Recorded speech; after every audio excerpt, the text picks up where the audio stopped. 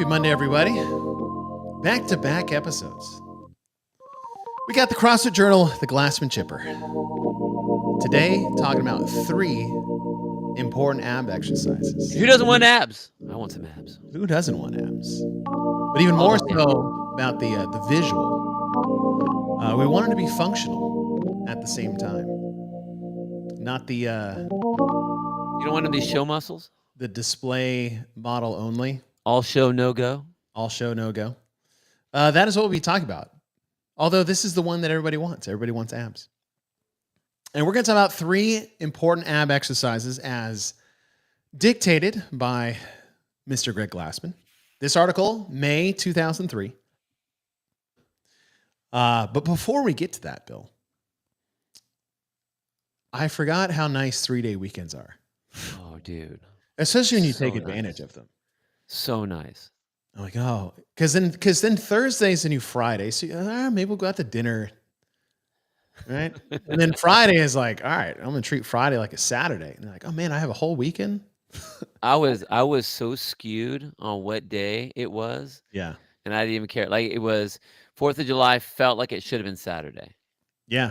And then all of a sudden it was Saturday. Yeah. When the 4th of July falls on a Friday, I think that's perfect. It's great. It's It's perfect. great. You get it. You get a good beach day. You're outside. You're with whoever you are. You know, with your group, your family, your friends, whatever. Or you just don't have anything you have to do because nothing can get done on that day. Yep. And then Saturday hits, and like And then here, Saturday hits. dude, me and Jolie were at the beach all day long, That sounds great. and it was awesome. And then yesterday was Sunday, and she thought it was Saturday, and we were at the beach, and then we went to the pool all day long. Like, God, and then I came in, I was coaching this morning, and I'm just like, man, I feel like I got to knock off the cobwebs or something. Right. It wasn't even that many days. It's not like I was gone a week. I was 2 days. Yeah. A 4th of July Friday is key.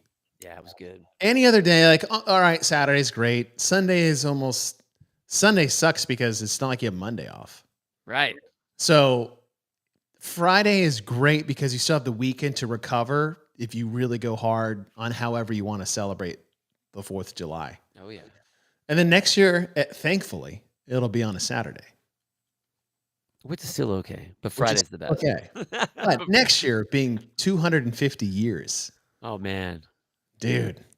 It's going to be big. I can't wait. I just hope that there aren't more like fireworks storage areas that blow up. Did that happen? Dude, in California, there was a massive one like up in Sacramento, Stockton. Oh, I didn't see that. Massive.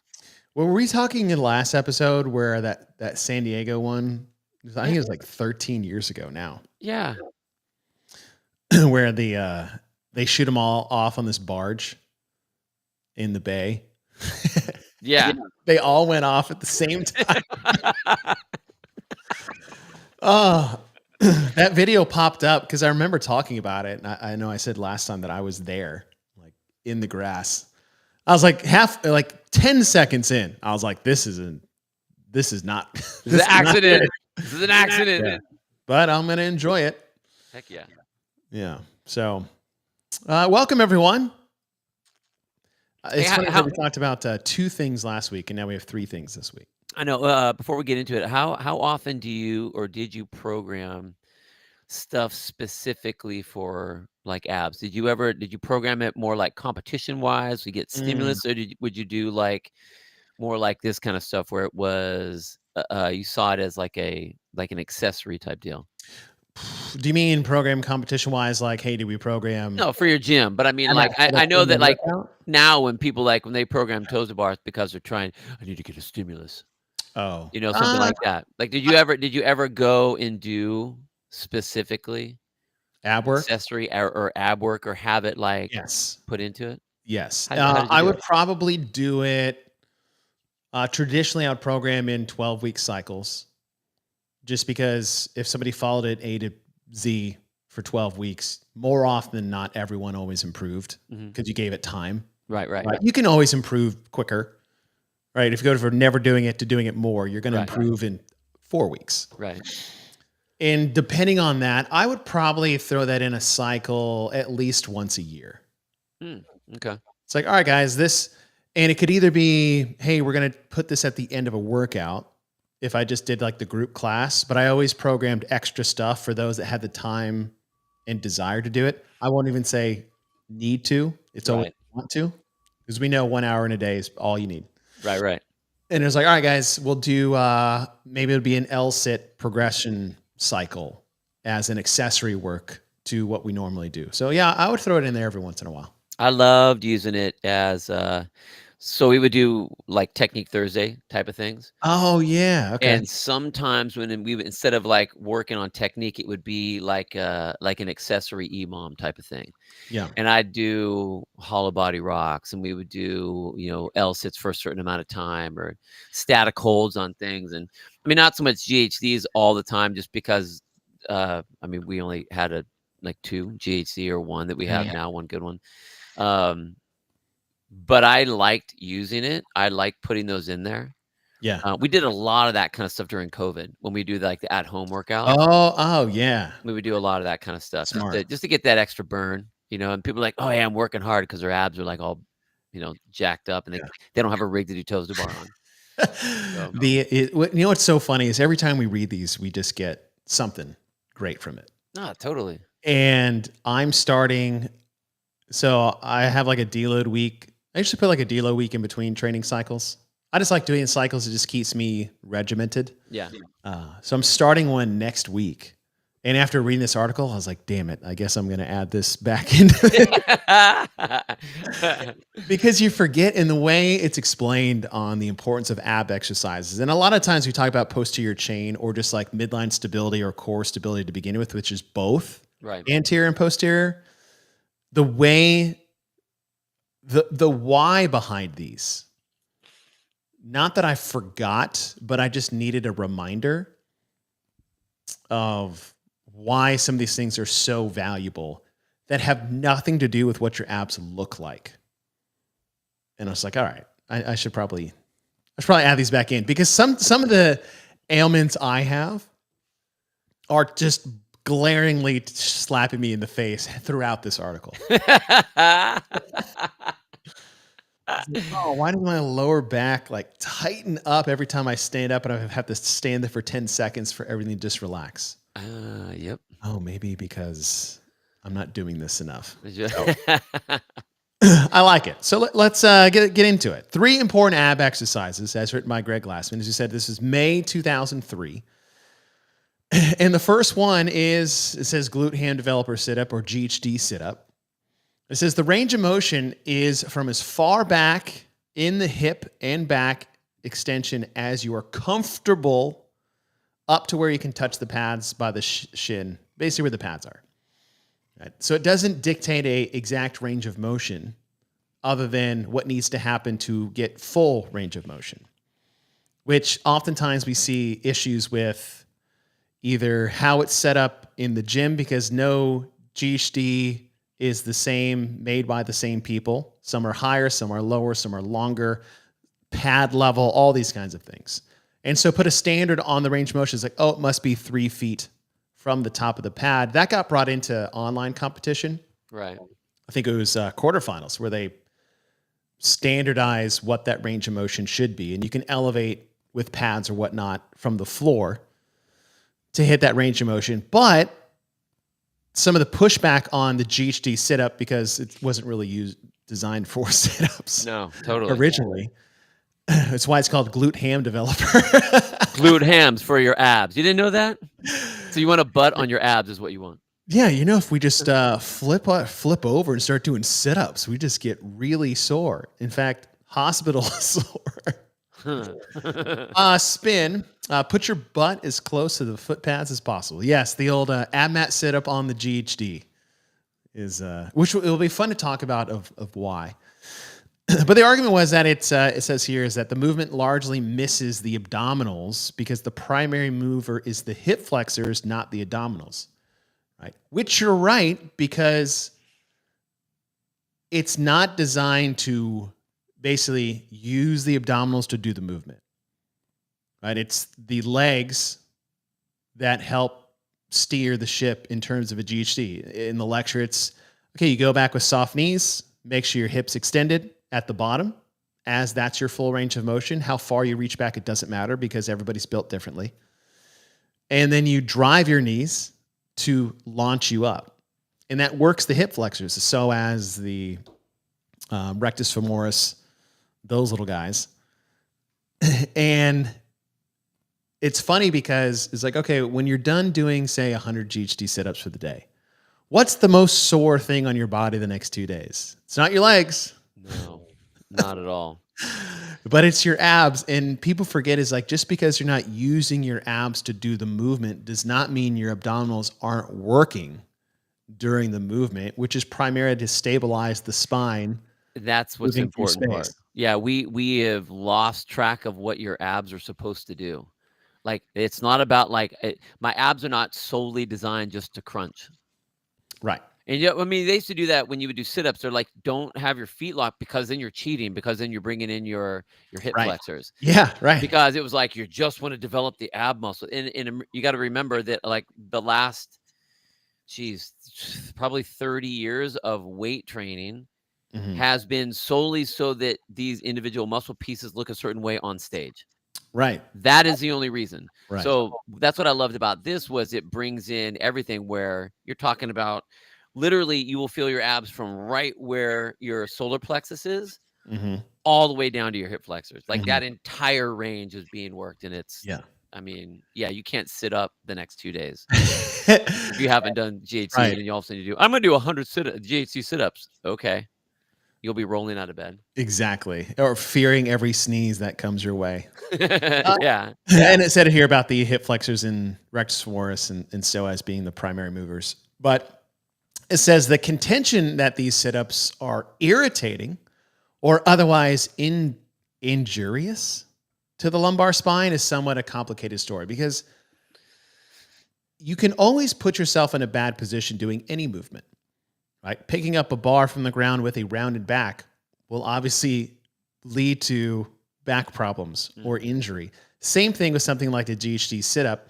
And what I like here is that though there was a lot of pushback initially from a lot of professional trainers not in the CrossFit space that Greg was referring to, is that he does concede the point. He's like, we will concede at once that those were predisposed to lumbar pain may find this setup irritating. Yes.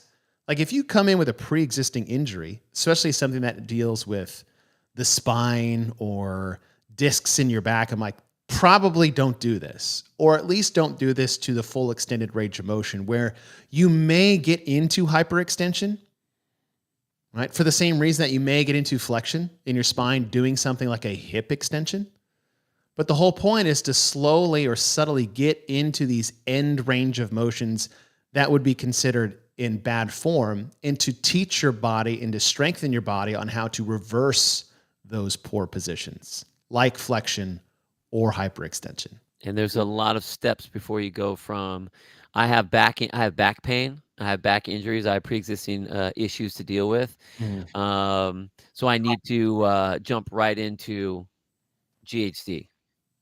No, you don't. Right. Like, how about all of the list of other ab movements that you can do, a midline stability movements you can do before you get to that point? Right. And at the level 1, they'll show you is like, hey, you need to get this first, this first, this first before you ever get onto this thing. Yeah, totally. Right. Yeah. And then there's levels to it, Matt. Is like you said, is like go halfway, go further. Like there to just jump on it. It's no different than saying throwing as much weight on a lift right from the beginning. It's like, that's not how you do that. You have to progress the range of motion and the stimulus just like any other movement. Right. And it says here is the fact that movement can be used to improve functionality of the hip flexors and reduce, if not eliminate, low back irritation that may accompany hip flexion. Oh, who knew?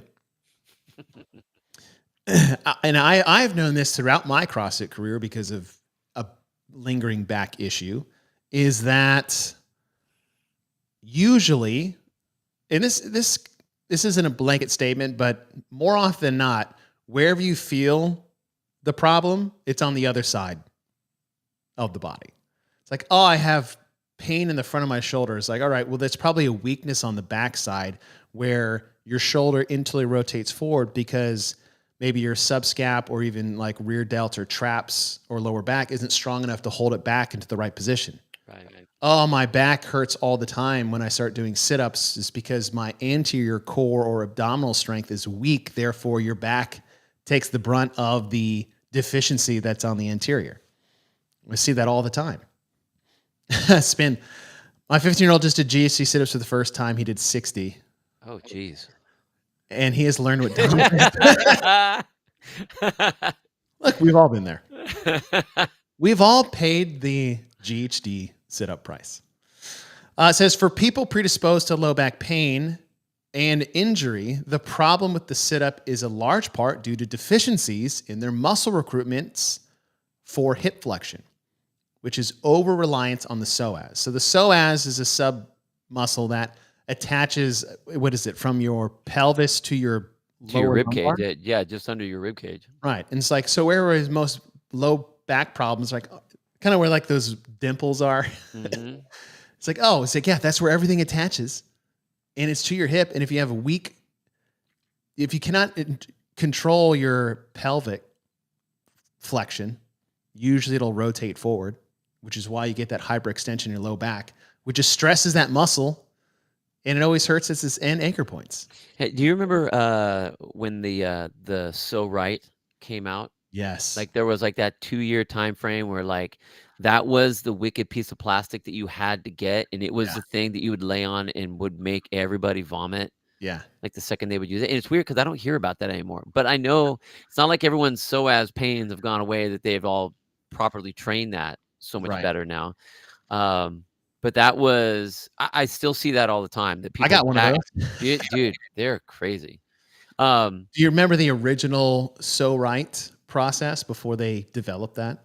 I remember taking a lacrosse ball and a kettlebell and Yep. it into my guts. Dude, that was the Thank you very much, Kelly Starrett. If you didn't have a psoas buddy, and you got to have like a bro for that one, because that's a deeply personal commitment for someone. Oh, yeah, you're getting in close. Yeah. You're going under the shorts. Yep. Let's just say, to just reach through their body and get that. But the old kettlebell on top of the crossball, I would just take the kettlebell and just turn it upside down on the handle.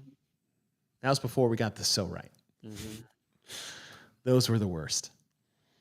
I remember those a lot. It says the psoas attached to both pelvis and the lumbar spine. The rectus femoris, by contrast, attaches to the pelvis only. The problem arises because few people have learned to fully engage the rectus femoris when powerfully flexing the hip.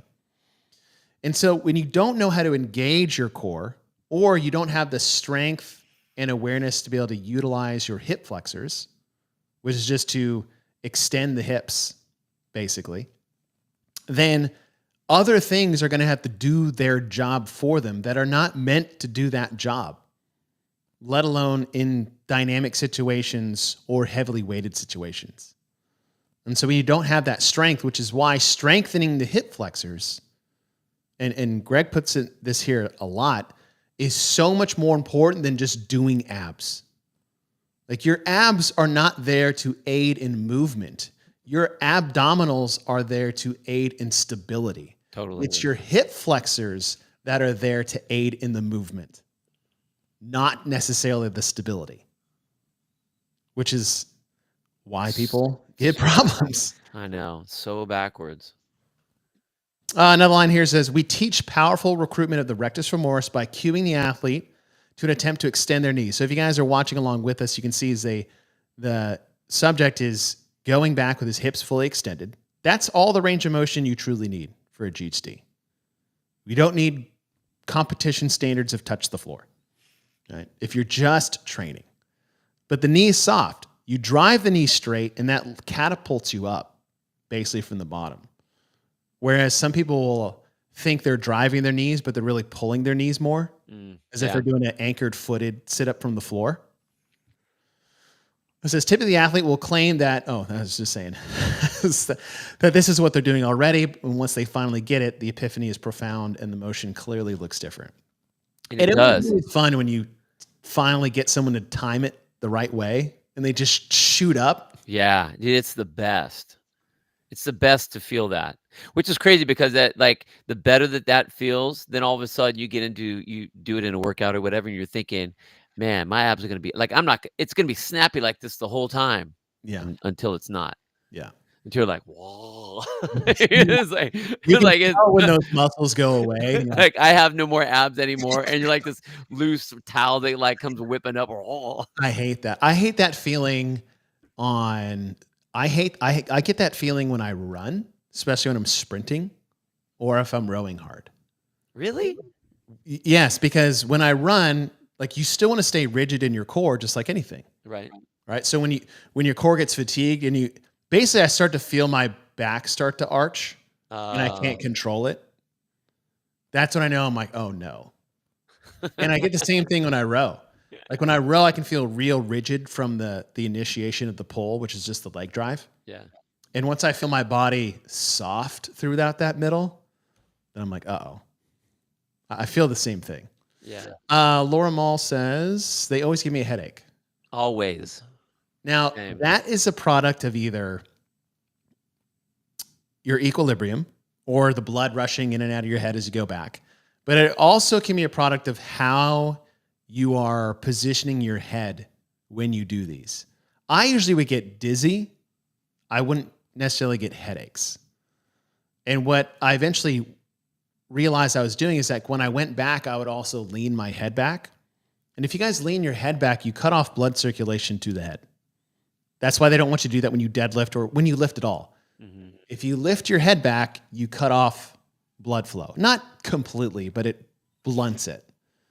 And so what I would do is when I would go back, I would still look at my toes, even if I couldn't see my toes. So I'd have a more forward chin tilt on the way back versus reach back with my head.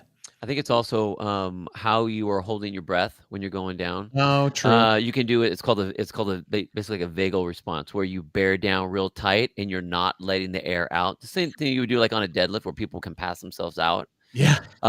If you are, and because you're doing a decent number of reps, usually that squeezing and like clamping down, Right. holding the blood to your head. I mean, I do that all same type of thing too. I have to remember to really let the air out as I'm coming up.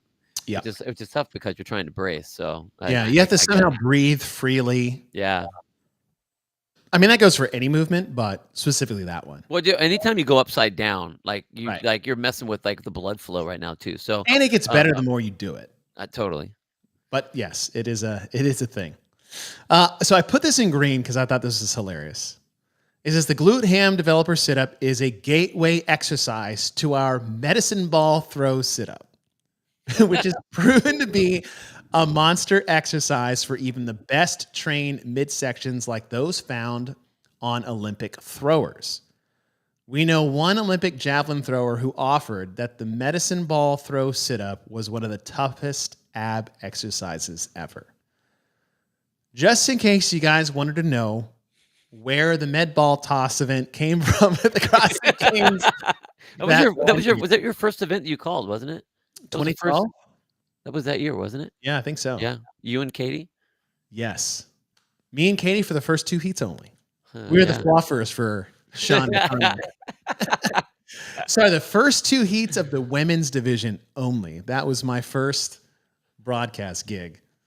The old pre-event fluffers, which is really funny. But I saw that. I was like, that's where they came up with it, which is pretty funny. But I mean, if you think about it, though, especially for a javelin thrower, what are they supposed to do? You go from an an extended position overhead like that, and having to whip Right. strong. So it's With a weighted with a weighted object. Yeah. And so I mean, I know that I think they actually use that like in DECA or one of those races now too. It's a thing. It's a thing. I don't think it needs to be a major thing, but No. it's definitely something to play with. I've done the med ball toss sit up, but I've only done it from an ab mat position. Yeah, I've yeah, never yeah. done it from a GHD. Fake Savon, my left hip has been popping recently when I go back. So 2 questions. Where?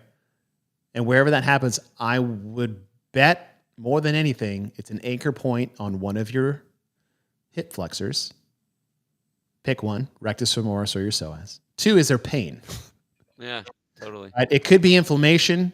It could just everything's stuck up in there, and you may need to get that manipulated and just loosened up. A lot of time that fascia will gunk up, and that's where the popping's really coming from, where it's not sliding as well as it should. It's doing that little, I don't know, sprint sled sticking. But if there's pain, then stop immediately. Ura. I can do toes to bar for hours, but GSCs kills me. Yes, because there's a lot more involved with the toes to bar, including pulling down with your lats, tucking your knees, using your abs. It's crazy. In fact, if you think about it, it's the opposite end of, it's the antagonist to what the hamstrings are doing. Your lats are doing that. Oh, yeah. So you're flipping it upside down. Kevin Noel, my hamstrings kill me on GHD sit-ups. Do you have tight hamstrings? Because it's probably the reach to your toes. Yep. Right? Where you just stand up and touch your toes, but like bounce in that position, your hamstrings get lit up. That could be probably for that. No pain? All right. Well, that's good. I would have somebody work on your psoas and just see if that helps the catching. Before we get there, the fact that the glute ham sit-up is not practiced and held in low regard is another one of the ridiculous bits of malpractice common to most gyms. Now, Bill, what movement specifically have we've also heard this same sentence used that should be more commonplace in gyms? Movement? You're talking like the push-up? No, I was going to say not practiced because of low regard, or I would say that it was considered dangerous. I'm overthinking it. Yeah, you are overthinking it. Snatching? Oh, I was going to say snatch. Because a lot of people like get all freaked out about having a bar overhead. Yeah. Right. Or they're like, oh, I'll never have to do this in real life. I don't have to snatch in real life. No it's like kidding. It's less about the snatch and more what you're having to do the snatch. Exactly. The hip flexors are extremely powerful muscles, and potentiating their development has played a role in our athletes' dominance, which Greg is true to his roots of working on things that create dynamic hip extension, albeit something like the GHD sit-up or something as novice as the push press or jumping or any of that explosive hip extension is a way to develop your potential for athleticism or athletic endeavors. Once again. All right, this one. I would argue this is this the push-up of the ab world where just nobody gives it any respect anymore and they just don't do it? Dude, I love these. Oh, I love programming them because they're like, they have the same failure rate that like handstand push-ups do, where you're great, you suck. yes. And then all of a sudden you're like shoulder blades, whap. Yes. Butt cheeks, whap. Yes. And it's just like whap. There's no rocking anymore at all. Yeah, the old slap of the ass cheeks and mid back. But as far as disregarded, like the push-up is, I think it is 100% because no one cares. As long as like hands go up and then feet go up, they don't give a shit about what it looks like. It's the same way people just blow off what a push-up's supposed to look like. So I would definitely say that it's the most, it's a easily disregarded and disrespected movement. I believe this is Jake. GC is a complete bastardization of the piece of kit. Yes, it was never meant for sit-ups, as we talked about in the beginning of the show. However, its application, doesn't mean it's not worthwhile. Yeah. It's hurting my lower back. Yes. Which do it correctly. Yeah. Or strengthen your abs before you get on there. Jeez. Oh yeah. And this is why I hate the hollow rack. Now, I mean, hate in terms of like, I hate how it makes me feel so pathetic. And it's so basic in its movement. Is like, all right, hollow out, right? Hollow and extension. This app applies to the gymnastics kit to apply to dynamic movement to get things like pull-ups, toes to bar muscle ups, ring muscle ups, things like that. But trying to hold that hollow position where I don't double tap my body and just stay smooth and rocked, it's frustrating how difficult that is for me to do. Well, and if you look at the positioning, okay, so the picture that you have on the screen, that is the RX version of Right. this. So you Right. have the hollow body, you're driving the belly button down to the ground so that you do have that rocking position where if your shoulder blades are down, your hips are up, then if your hips are down, your shoulder blades are up. Yeah. But you can collapse like all of the positions between this into balling up and Yeah. getting into a ball Right. and holding onto your knees with your hands Yeah. tightly and driving your belly down. That's the exact same thing. So everything from that, doing the little kid rocking back and forth on that, which you can now roll Mhm. to where you slowly can open up and find where that position is. That's what I do whenever we use this, I is love that. trying to figure out what that position is for people so you still have that rocking. Because the second you don't, then it's a waste of time. A Like it total is, waste of it time. is literally, it goes from tons of potential to zero potential. Yeah. To almost making yourself worse. Yeah, like you're not Basically. even doing a good leg lift out of it. Like it's just dumb. It's just stupid. It's just Yeah.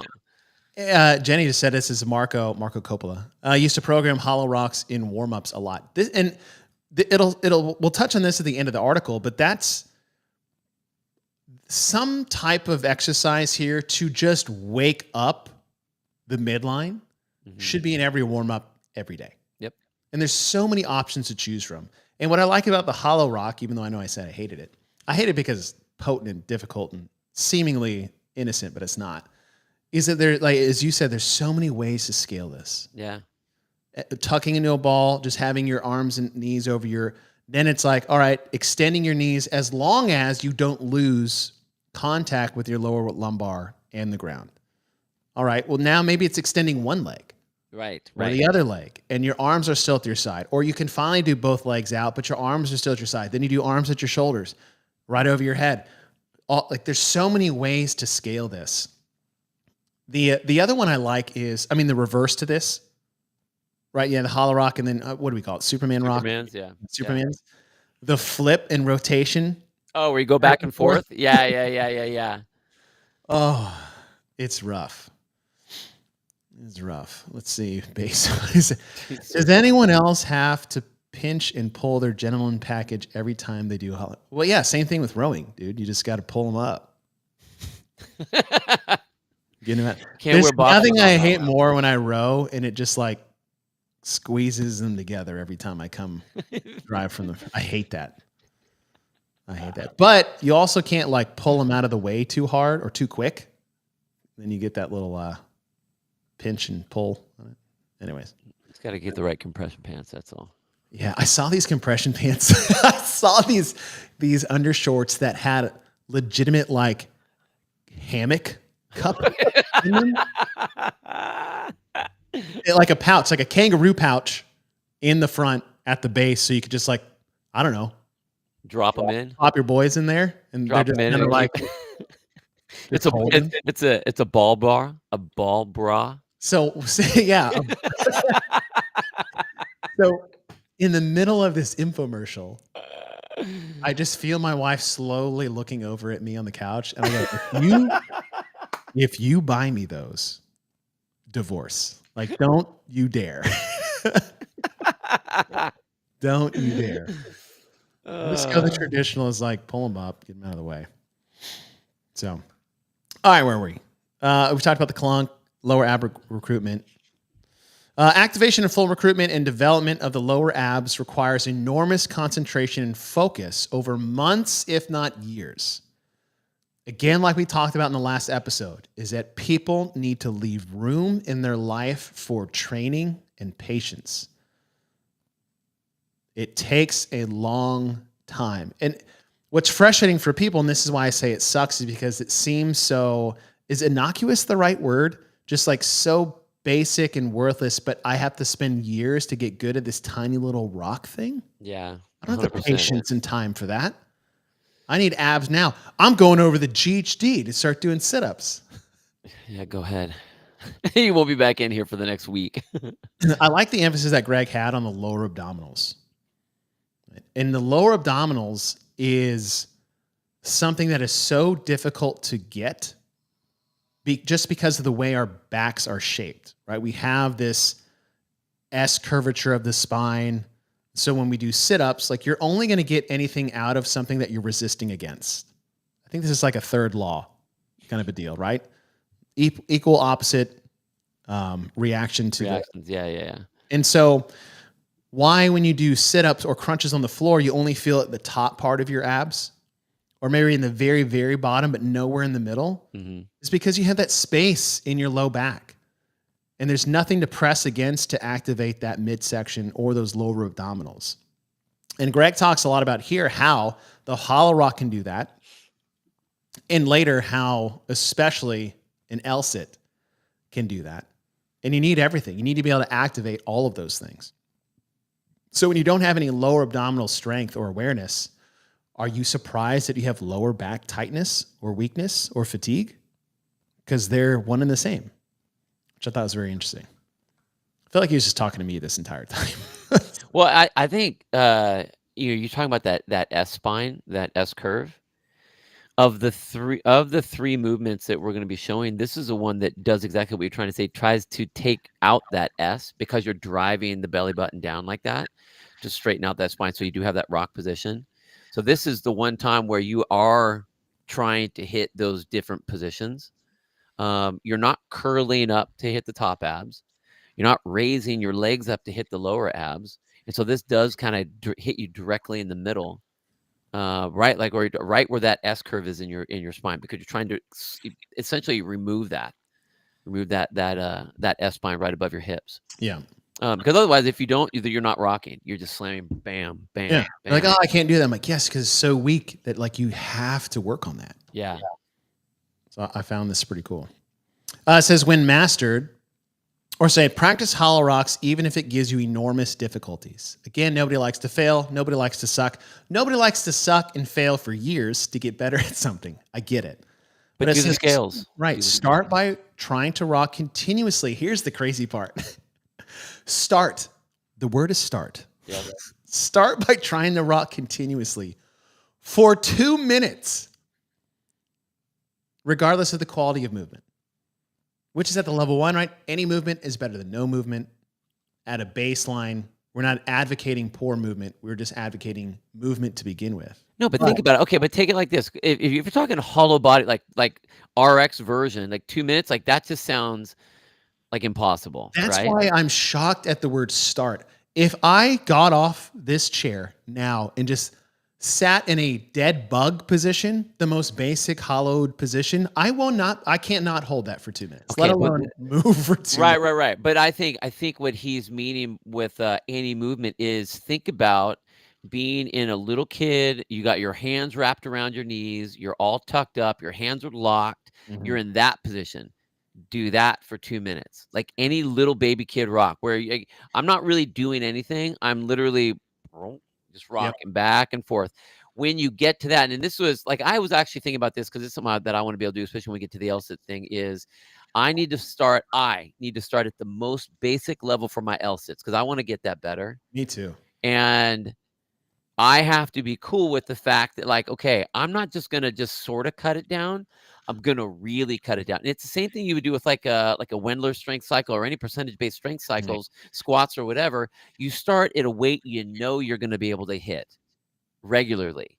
And then you build from there. And it's the same thing here. Go from, if you can do 2 minutes and you're all balled up, okay, fine. Then extend it to where it's just your hands on your knees. Got that? Fine. Let go of one leg. Mm-hmm. Fine. Let go of 2 legs. You're still in a ball though.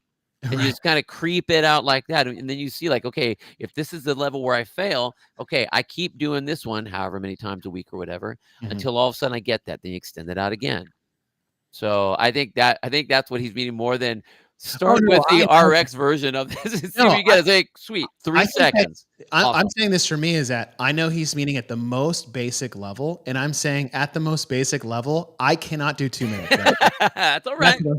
What do we always say? We take you from where you start, right? We take you from where you are. Is it where he's like, yeah, just start here, 2 minutes, no big deal. I'm like, what? 2 minutes? Golly. I don't even think, I was like, no chance. It says when mastered, the body is dished out flat, the hands and feet are low, and the impetus for the rocking is nearly undetectable. That's the other thing. Like people think you need to rock like this. It's like, no, it's just like a wiggle. Yeah. That's all it has to be. When you can do that smoothly, no flat spot, for 2 minutes, you'll have the best abs in town. Now, is that best looking or most functional? Most functional because abs are made in the kitchen. That's true. All right, Bill, the fabled L-sit. Here they are. And by fable, we mean one of the more fabled things we've heard Greg say about core strength stability and what he finds more impressive in terms of strength versus, say, productive application of force into a barbell. It says the exercise is remarkable from several perspectives. It is isometric, functional, and highly effective. Relatively unknown outside of the gymnastics community and CrossFit community, this exercise may be the most effective abdominal exercise we know of. And he is 100% correct. These things are so hard. The L-sit is performed by supporting the body entirely by the arms and holding the legs straight out in front. Being isometric, we quantify its performance not in reps, but by time. It says, we not only contend the L-sit is functional, but that is the most functional of all abdominal exercises. I'd say it's the hardest. I mean, I can get myself to do all the other ones. This one I am just trash at. Yeah.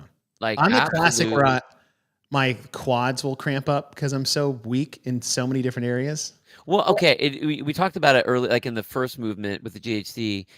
The body will compensate around whatever it needs to do, right? Exactly. So I get the same thing. I feel like someone is taking a knife as I'm doing this and sticking it right into my quads. Why is that? Because that is the only thing that's firing, because my hip flexors are like, yeah, we're out. We're not going to do it. So like my legs are trying to do whatever they can do to manually hold up. And they're doing a movement that they are not used to do and are not supposed to do. Yep. So there's that knife in both legs as I'm looking down, looking for the blood. And because I feel the blade in them, like it is the gnarliest cramp ever. Mm-hmm. Oh, it sucks. It's so funny when someone, like, I do the same thing. I'll see people do the same thing. Like, oh, my quads or my legs. I'm like, yep. That should tell you how weak and pathetic your hip flexors are, or your lower abdominal strength, or the fact that you can't access them, right? We talked about that last week, where there's an awareness piece to all of this, a huge like neurological component from brain to body. And I'll get that. I used to say that when people's like, they can't get their elbows up. They're like, oh, my wrists are so tight. I'm like, no, they're not. Your wrists are fine. Your elbows suck because your lats and your triceps are so tight. Totally. Your wrists are just paying the price for your shitty rack position. It says our justification for this contention lies in our view that the dominant role of the abdominals is midline stabilization, not trunk flexion. Yep. So when you guys do trunk flexion, for you guys, if you're just standing up tall and you bend forward, right? That's flexion, flexing at the joint. So trunk flexion is not meant to be done by your abdominals. It is meant to be done by your hip flexors. So just keep that in mind. But how do I do crunches with my hip flexors? Yeah, well, that's a great question. I can't do crunches. Yes, you actually, the funny part is you can do crunches at your hip flexors. That's why they put that in there, so you didn't have to focus on the thing that you sucked at. So funny. Actually, which is at the end of this article. As for efficacy, which just means the speed and safety of which both are combined to do it, the efficiency of it. Efficiency. The L-sit may have no peer among abdominal exercises. Simple observation that athletes who have developed their L-sit to the point where they can hold it for 3 minutes subsequently find all other ab work easy. And there it is, Bill. Damn it. The fabled 3-minute L-sit. He told that to my face. He showed up at my gym randomly. He just shows up. And I'm like, dude, coach, what are you doing here? It's California. It's like, oh, we just came down, and we start talking about whatever. I think I was training one of the athletes, some deadlift stuff. We were doing some deadlift stuff, and he starts coming in. Dude, I was so stoked because I got the Glassman drawings on the board of like the spine and the hips. You know, he draw the oval for the hips and all that kind of thing. And he's like, all right, Bill. He's like, okay, what's your L sit look like? And I go, wow, that's pretty good. He's like, no, I mean, like, how long, like, for time, how long can you hold it for? And I go, thinking I was all cool. I'm like, yeah, like 45 seconds. He's like, that's terrible. We need to get you up to like 2 to 3 minutes. I'm like, 2 to 3 minutes? How? And he's like, okay, well, let's think about it for a second. He's like, do you think it's your abs that are giving out when you're doing the L sit? And I go, well, yeah, isn't that, I mean, it's an ab work. And he's like, it's not your abs. He's like, what's happening is your hip flexors are dying out. So because of that, he's like, what happens, you'll sit there, then all of a sudden your pelvis will tilt. Mm-hmm. And then now it's your quads trying to hold on. I'm like, oh, Dang. that's why I get the pain. He's like, yeah, because your body is doing everything it can to buffer around the hole, which is your hip flexors. I'm like, yeah, but I got good hip flexors. I mean, I can do the jumps and I can do, the cleans, and I can do. He's like, you don't have enough stability or endurance on those hip flexors to be able to hold. He's like, you should be able to hold that for 2 to 3 minutes. Damn. And I was like, that blew me away. I was shocked. I was like I couldn't even fathom what that would even look like. Like, you think about, like, trying to do a plank for 3 minutes. You're like, yeah, I just did a plank for 3 minutes. A Dude, plank. no chance. That's nothing. I mean, that's a nothing movement. I mean, really, for this, where you're hanging out with your legs are hanging out there. So Yep. I was blown away. And I in all reality, to this point, have never really wanted to put a concerted effort to doing it. But I did, like, I don't know, a couple months ago, I'm like, I think it's something I want to do for whatever reason. I don't know why. Kind of stoked though. That's cool. It's like Pedro's new fitness commitment. Yes. You guys totally. see that? Yeah, which is really cool, by the way. I think that was one of the coolest, realest videos I've seen in a while. Bro, to just sit there and like take your shirt off and just be like, this is it. This is what I got. Yep. All right. And this is where I want to be. 6 months. Stud. So cool. If you guys haven't seen that, go to Pedro, Coffee Pods and Wads Instagram. And was it a story? No, it's a post. Yeah. Yeah. He just posted he's on a 6-month commitment throughout the rest of 2025. What he said he's going to do, follow Sentinel Nutrition, and just straight laced CrossFit. until he gets what he wants to accomplish. Yeah. He's tired of it. I thought that was really cool. I think it's awesome. Very super, cool. super transparent. Yeah. It's crazy. That was awesome. Yeah. So Paige has a great rack. Yeah. That's cool. All right. So it says you can perform a simple hip flexion strength test by asking the subject to be tested to stand on one leg and raise the other knee to hip level while you press down on the knee to see how much little or force you need to push the knee back down. I used to have a lot when I was at my worst with like my back.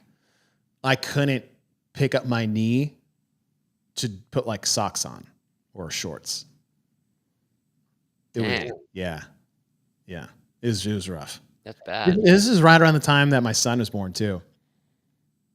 And so I was in like such bad shape. Like I couldn't pick him up out of the bathtub or like pick him up when he asked for a hug. I was like, God, I need to shift my priorities a bit, which was helpful. Something that he says here, and people could read this the wrong way. Okay. But it says individuals with a lower abdominal pooch always have super weak hip flexors. Now, what he's saying is he's not talking about like a fat pooch. He's talking about those that have a very low back hyperextension where it sticks your belly out. That's what he's talking about. Like a lordosis kind of a setup. Yeah, exactly. Yeah. Right. That's what he's talking about. He said you will not find a 3-minute L sit and a lower abdominal pooch in the same person. He just means your pelvic position. Because if your pelvic rotates internally, it's going to push, like just stand up where you are and just push your belly out. That's what he's talking about. Right. And so you can see that visually. And part of that too, is he's saying is like, you can have the 8-pack, 6-pack, lean, whatever. Right. But if your lower abdominals push out, and you have that hip extension from that internal rotation of your pelvis, that's what he's talking about. There's an instability in your lower abdominals and especially your hip flexors to keep those hips in line. And then, like, if you just pull your hips under, that belly's going to pull in. Mhm. That's what he's talking about. I think some people think we're talking about like a, like a pooch, Like a fat pooch. like a fat pooch. He says practice of the L sit is very tough. The key is to keep trying. 2 successful approaches for work on the L sit include hanging from the pull-up bar and raising lock legs as far as possible. So an L hang. And holding or working the L sit by holding one leg at a time alternately in L posture, which is where I have to start over for myself, is that one knee bent, one leg straight, like back and forth deal. Like, and as long as you're in a good position. The other thing that the L sit has and forces that doesn't get talked about, not because they're neglecting it, but just bringing it to attention, is the amount of functional flexibility you need to get in these good positions. Like if you have poor hamstring flexibility or even shoulder flexibility to a certain extent, like you can't get into good positions. If you have tight hamstrings, your legs aren't coming up. You're not going to be at 90, so you're not going to be able to even get to your hamstring or your hip flexors. So that's the other big part. It says L sit is the hardest from the floor. Obviously, they mean from the actual floor, not like parallettes on the floor. It's like hands on the floor, which is insane. But that's also the progression to a press to a handstand, which you need. It says measure your progress in the L sit in 15-second increments, which is always funny. I always program. I was like, all right, can we do 15? Now can we do 30? I didn't program that way because of this. It might have just been something you pick up along the way. I'm like, oh, there it is.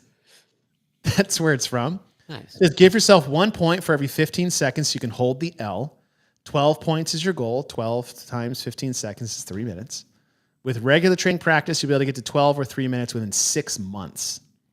So, okay, I'm starting. Regular training, starting now, Bill. Starting. If you can get towards a 3-minute L sit by January 1st. How often is it regular? Is this every day? I'm gonna do something.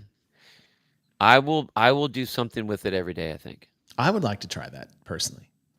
I would love to see the impact it has on my lower back issues. Yeah. I have never religiously chased the L sit. I've just done it enough, and then Dude, not one time have I tried that. Like when they had it in one of our sectionals way back when, and they had it in the games that one year. But like that was it. And I know that even when we knew it was coming up, we practiced it a handful of times, and then that was it. Right. It wasn't like something that we really trained to do. Thanks, Augustus. I'm gonna give it a shot. I love John's dad. I know. He's like the most L-run CrossFit dude that just refuses to do CrossFit. You're a good dude, Larry. You're a good dude. So is your son. Okay. Oh, man. Oh. I kind of want to do it now, too. I mean, because I was trying to think. I was actually thinking about it. I didn't know this one was coming up. What's that? No, sorry. Go ahead. I was thinking before we even knew that this article was coming up that I wanted to think. That's I wanted to think about getting better, and I was trying to think, okay, what can I do? And I like for a lot of when people trying to build capacity stuff, super simple, 10-minute EMOM, whatever it is. I want to get better at doing a big set of ring muscle ups. Okay, when you do one every minute on the minute for 10 minutes. When you can do that, then you go for 2. When you do that, you go to 3. When you do that, you go to 4. Yep. You just kind of increase that way. And I was thinking doing something like that with this. But maybe if I'm going to do it every day, I just do a max effort hang every day. And like, what is that? That's only going to be, I mean, it's not going to take longer than 3 minutes. That's for sure. Yep. Yep. So I'm not sure what plan I want to do. I think I'll do it every day at a max effort. Just do a max every day? I'm going to do a max effort every day because it's not going to start off very high. And I'm not going to do I'm not going to do the single legs or the bent knees or whatever. Yeah. I'm going to go straight to hanging. And when they drop, they drop. Are you going to do a hang or off like parallettes? Fuck it. I'll do the parallettes. I'll pull them down. Yeah. I'll do the parallettes. I'll do the parallettes. What do you think you could hit right now? Are you going to put like a level set as far as like how far your feet drop? Or just be like, for the next 6 months, we're just going to use the floor. Something like right out. Yeah, something like that. So you are going to use something out there. I don't want to have much of a drop. So I'll put like a bump, depending. I got to see what the distance is when I'm on the parallels, but I'll put like a bumper plate or something like that out there and have that. Damn. And I'm gonna leave the setup out so that I don't have to sit there. I can just take your excuses out. It'll be there, and then I'm just gonna record it every day and I'll put it on my story. I'm gonna try it. Oh man, I'm gonna try it. Day one of Bill. Shit, dude, I haven't had anything like this in a long time. That'd actually be a really fun thing to do. Yeah. Damn it.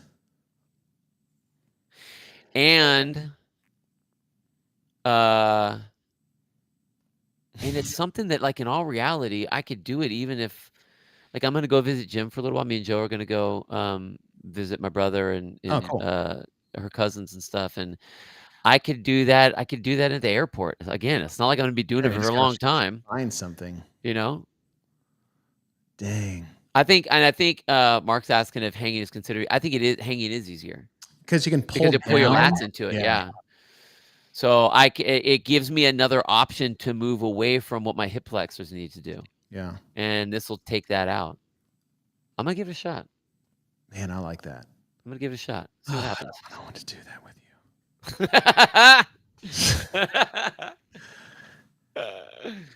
That'd be a fun little dude, I'm excited right now. I haven't had any like goal or anything like that I've tried to do, and I can't even remember.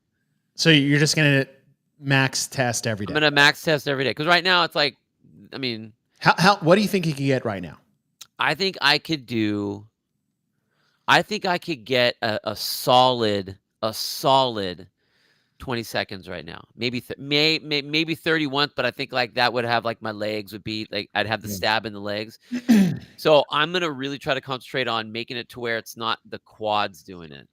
Right. But I think somewhere between like 20 and 30 seconds. Solid, like legs straight. Good position. Think with the level set deal. Yeah. I don't think I can get 15. I mean, it's not going to be like dead set level. There'll be I think when we did it in sectionals, I think it was like a 2 or 3 inch drop. They had the weight below that. Like throw 2 45-pound plates. Something like that. Should get you there. All right. I'm going to go do it. And the crazy thing is, they'll all be able to fit on the story the full length because it won't be that long. That's right. Stories go up to 90 seconds. There's no chance that's happening for at least 4 months. It'll be the full deal. God dang. The coolest part about that is that are you going to get 3 minutes in 6 months? I think that takes years. Dude, I couldn't even, I don't even know. But that doesn't matter because the collective fitness or functionality you're going to get by strengthening that position over the course of 6 months is way better than what the end result number is going to be. Oh man, I can't wait to see what it's going to do. I in all reality, of all the training and all the coaching and all the designing of programs and all the designing of stuff, I put it in there, but I've never really like concentrated on it to see what the true benefits would be with it. Yeah. It was always just an accessory idea. It was always just hey, here's a little cap. Here's a little, how can we fatigue these out just when you're tired? Here's something that's like going to give you a little whatever, you know? I'm in the garage, just gave it a go. Not good. Oh, you want to hear something weird? Now, this isn't a 1-to-1 ratio, but what did it say? It said 6 months, right? Yeah. How many seconds are in 3 minutes? 180. How many days are in half a year? About 180. About 180. Yeah. 183. Oh, that's weird. Okay. Damn it. Is this like if you pick up a calf every day, eventually you'd be picking? So can I just start at 1 second and then every day? All right, 2 seconds for Oh, day 2, dang. 3 seconds for day 3. I mean, I guess you I probably I bet you probably could, but you know what? I think I wanna get a bigger jump on that. I'll be crushing it for 14 days. Just on pace. Oh, that's fun. All right, let's finish up here. Abs and hip flexors. Now, this is where this whole article lands on the difference between the two, the purpose of each set. It says the superstition, confusion, and fraud surrounding abdominal development are rampant. It says this comes from completely misunderstanding the vital role of the hip flexors in controlling and motivating athletic development, and specifically missing the complex interrelationship between hip flexors and abdominal muscles. We said at the top of the show, people think abs are doing the work when they're just there to hold the midline together. The hip flexors are doing the actual work movement, right? The abs are working to keep everything stable, unmoving. It says belief where this is where the crunch came from. It says most trainers, they came to the crunch where it largely reflects the sit-ups demise and the crunch's dominance. Why? Because the crunch is easier than a sit-up. And you get this false sense of abdominal work versus abdominal functionality, especially with the hip flexor. While the crunch is a good exercise, the idea is that it's somehow safer or superior to the sit-up is laughable.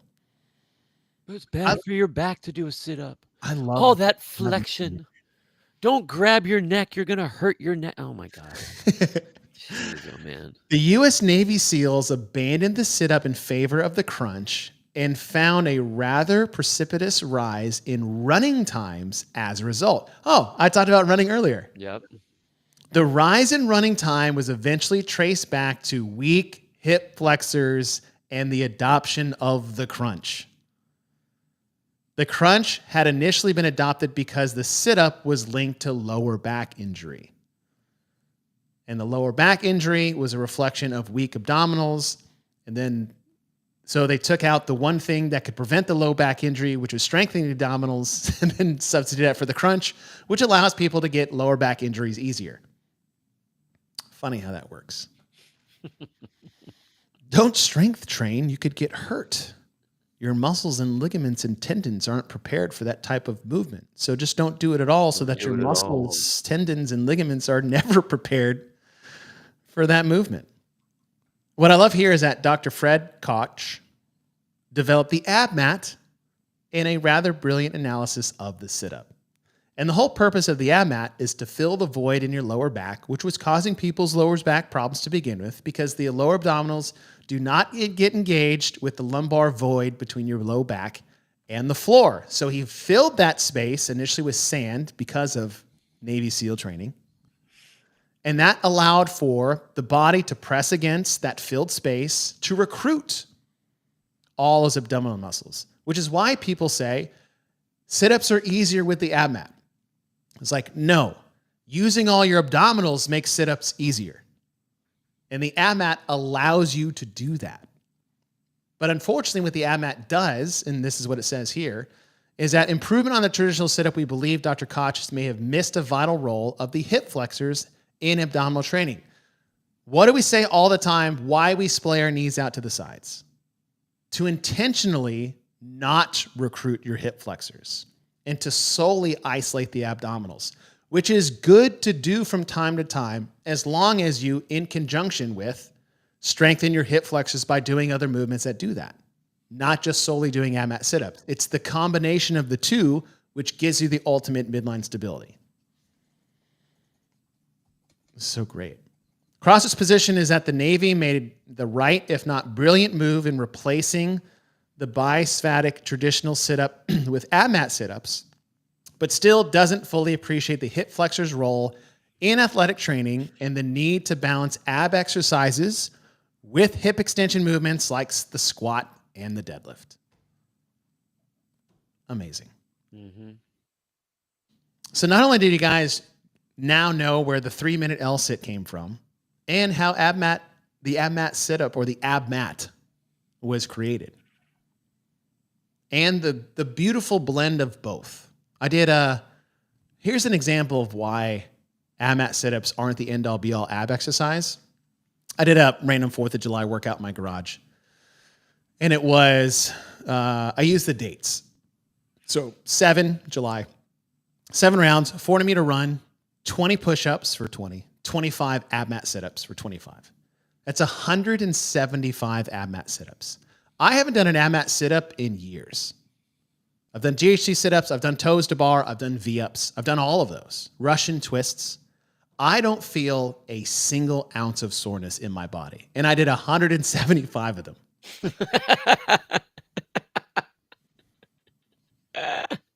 If I did 75 GHD sit-ups. Oh, dude. Not 100, just cut that number in half. I would have been feeling that for the rest of the weekend. Oh, yeah. I didn't feel a single thing from that. And I did 175 of them. So there's that. And it's not like I got great abs, guys. That is not what I'm saying. Wait till I go freaking video myself doing a 7-second L sit hold in the garage after this episode's over. Damn it, Bill. Every day.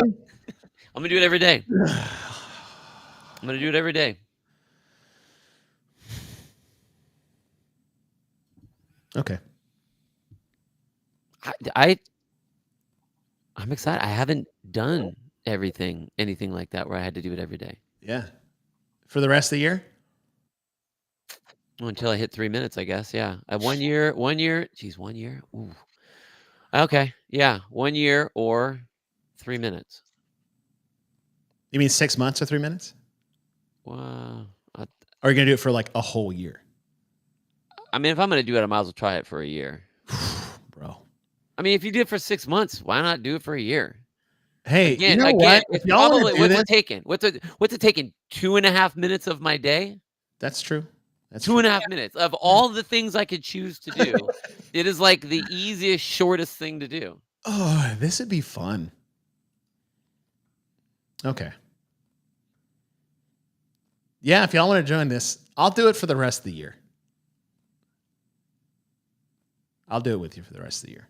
Well, that's about it. You're at about. Let me just get to January. Let me just get to January. All right, so what? We're gonna film it and post it every day? Oh, film it and post it. Yep. Damn. You gonna do that today? I'm gonna do it today, right when I get off here. And the fact is, I have to coach the 12 o'clock class, and I have 20 minutes. True. So when I'm done, I'll have 19 minutes and 38 seconds before I have to coach. All right. If anybody wants to do this with us, you have to put it on your story, caption it, day whatever it is for you of holding a max L sit. Tag us in it so that we can repost it for you. All right. Dude, from Italy? Oh, what? Buongiorno. Good evening. Oh, you're one of Bill's people. Or Bill is one of your people, I should say. Much later from the beginning. That's awesome. All right. Oh, okay. I'll put that. We'll put that in the stories. Man, every time I think, it's like, nobody's going to really like this one. That's fun. Hey, fun. Totally random. Has nothing to do with abs, really.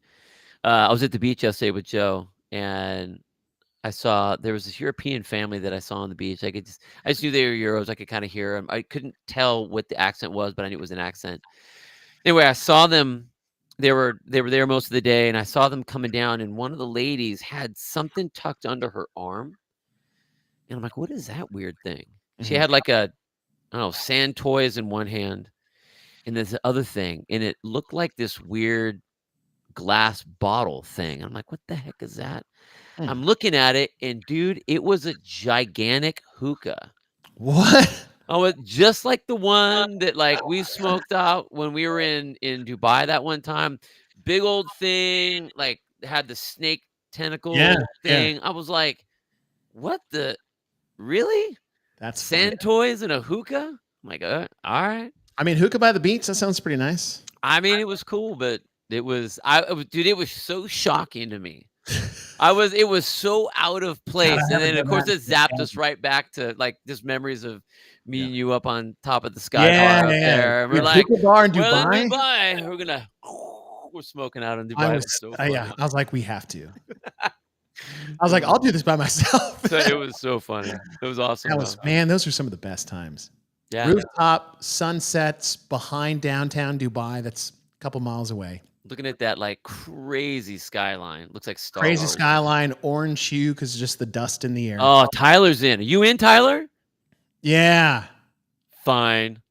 All right. Yeah, on your stories, day whatever of attempting a max L sit, tag the podcast. We'll repost it on our stories with you guys. Shit.